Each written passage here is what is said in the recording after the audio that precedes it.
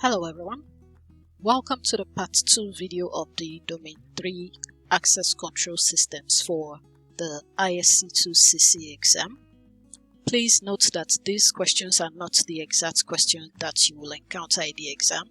However, I intend to help you understand the concepts of Domain 3 using these practice questions and answers. Question 1. Which of the following cannot be a corrective security control? A. Disaster recovery plan. B. Patches. C. Bollards. D. Backups. Before we answer the question, we need to understand what security controls are. Security controls are measures of safeguard that are implemented to mitigate risks and protect assets. There are different types of security controls. We have the preventive security control, we have the corrective security control. For a corrective security control in context of this question, it focuses on restoring systems or assets to their normal state of functionality after a security incident has occurred. So we'll just go through each of the options. A disaster recovery plan is a corrective control because it outlines the steps and procedures to recover IT infrastructure and operations after a disaster has occurred. A patch is an update applied to software to fix vulnerabilities or improve security. This can be considered to be a security control because it addresses the specific weaknesses or issue that has been identified in software. A bollard is a physical barrier used to control or direct traffic and to prevent vehicular intrusion. A backup is a copy of data or system files that can be used to restore data in case of data loss or corruption. The question says, which of the following cannot be a corrective security control? So with this explanation, we'll be going with option C, the bollard. This is a physical barrier that controls access to physical spaces. It is a preventive security control and not a corrective security control. Question 2. When a company collects PII, which policy is required? A. GDPR. B. Remote access policy. C. Acceptable use policy. D. Privacy policy. When a company collects personally identifiable information, it is legally required to inform the individuals about their data, how their data will be collected, used, stored, and protected. This information we can find through one of the policies in the option, but before we reveal the answer, we will just explain the options. The GDPR, or General Data Protection Regulation, is a regulation in EU law on data protection and privacy for all individuals within the European Union. While the GDPR mandates specific requirements for handling personal data, like the PII, it is a regulation that companies must comply with rather than a policy they should implement. The remote access policy governs the rules and guidelines for accessing an organization's network remotely. It, however, does not address the collection of PII. The acceptable use policy outlines the acceptable ways in which employees or users can use company resources like the network, computers, and the internet. It does not, however, specifically address the collection or handling of PII. A privacy policy is a statement or legal document that discloses how a company gathers, uses, manages, and protects the personal data of its users. So based on this explanation, we'll be going with option D. When a company collects personally identifiable information, it is legally required to inform individuals about how their data will be collected, used, stored, and protected. So it is essential that the company has a privacy policy in place in order to comply with legal requirements and to inform the individuals about the company's practices regarding their personal data. Question 3. Which of the following security controls is designed to prevent unauthorized access to information by ensuring it is only accessible to authorized users? A. Firewall. B. Antivirus. C. Access controls. D. Encryption. For this, we'll be going with option C, access control, and I'll explain why. An access control is a security measure that regulates who can view or use resources in a computing environment. It ensures that only the authorized users have access to specific information or resources, and this is based on their identity and level of authorization. Access controls uses different mechanisms like authentication, authorization, and access management.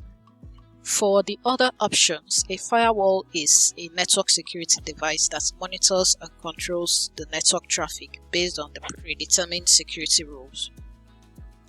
Option B, antivirus, is a software designed to detect, prevent, and remove malicious software from computers and networks. It protects against viruses and worms but does not specifically control access to information. Option C, the access control, is designed to prevent unauthorized access by ensuring that information is accessible only to authorized users or entities based on the defined policies and permissions. While encryption involves encoding data in such a way that only authorized parties can read it. So based on these explanations, we can see why access control is the answer for this question. So we'll be going over to question 4. Which option is the most suitable for a network administrator to effectively control network access? A. IDS. B. SIM. C. NAC. D. HIDS. The IDS in option A monitors network traffic for suspicious activity or policy violations. SIM is a system that collects and analyzes security data from various sources across the network in order to detect and respond to security threats. NAC is designed to enforce policies that control which devices and users can access the network, while HIDS, or Host-Based Intrusion Detection System, monitors activities on individual computers or hosts for policy violations or malicious activities. Based on this, we'll be going with option C, the network access control. It is designed to enforce policies that control which devices and users can access the network. So this provides the network administrator with effective control over the network access. Question 5. Which access control is more effective at protecting a door against unauthorized access? A. Barriers. B. Turnstiles. C. Fences. D. Locks. Based on the question, I think the answer should already be obvious. A door uses a lock, so we'll be going with option D. For the other options, a barrier can be a physical structure like a wall or a gate that restricts access to a large area. A turnstile are mechanical gates that allows one person at a time, and it is often used in areas where controlled access is required, like train stations or stadiums.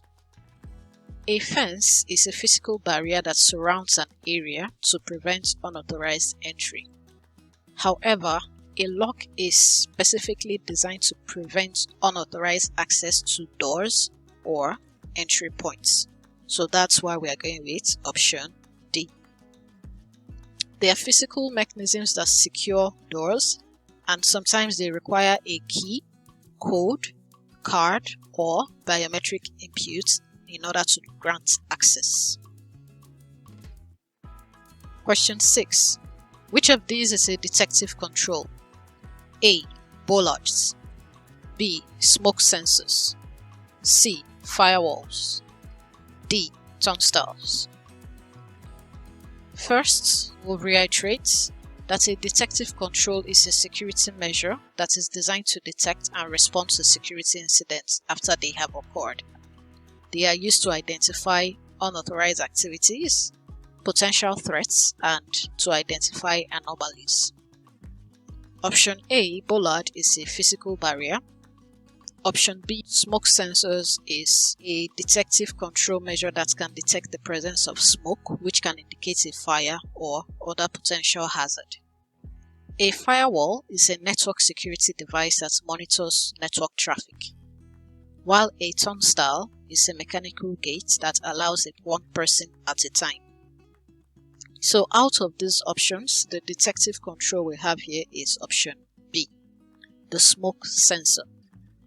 It can trigger an alarm to alert individuals of the situation so that appropriate actions can be taken to mitigate the risk. Question 7. Which of these is a type of administrative security control? A, no entry sign. B, access control list. C, badge readers. D, acceptable use policy. A no entry sign is a physical indication that communicates a restriction on access to a particular area. An access control is a technical control that specifies which users or systems are permitted to access specific resources within a network or system. So this is a technical control rather than an administrative one. Badge readers are devices that read identification credentials in order to grant access to restricted areas. Acceptable use policies are administrative controls that defines the ways that a computer or network resource can be used within an organization. So, among the options provided, we'll be going with option D. The acceptable use policies clearly identifies as an administrative security control because they govern and regulate the behavior and actions of individuals within an organization with respect to the IT resources and security practices. Question 8. Which security principle states that a user should only have the necessary permission to execute a task? A, separation of duties. B, least privilege. C, privileged accounts. D, defense in depth. Separation of duties ensures that tasks are divided among different individuals to prevent a single person from having complete control over a process, and this reduces the risk of fraud or errors. Least privilege dictates that users can only be granted the minimum level of access to perform their jobs or tasks. A privileged account has elevated permissions beyond those of a standard user, and they are usually used by administrators or IT personnel to perform administrative tasks. Defense in depth is a principle that advocates for implementing multiple layers of security controls in order to protect systems and data. Therefore, the answer to the question, which security principle states that a user should only have the necessary permissions to execute a task, will be option B, the principle of least privilege. The principle of least privilege emphasizes restricting user permissions to only what is essential for their role or task, and this thereby reduces the potential impact of compromised accounts or malicious activities. Question 9. Which concept describes an information security system strategy that integrates people, technology, and operations to establish security controls across multiple layers of the organization? A, least privilege. B, separation of duties. C, defense in depth. D, dual control.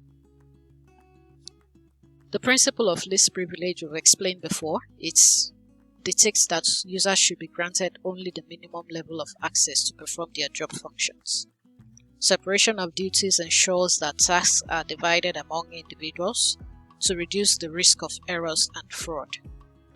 Defense in-depth, on the other hand, involves implementing multiple layers of security controls throughout an organization's system, while dual control is a security measure where two or more individuals must authorize or authenticate a sensitive action to ensure accountability and reduce the risk of unauthorized actions.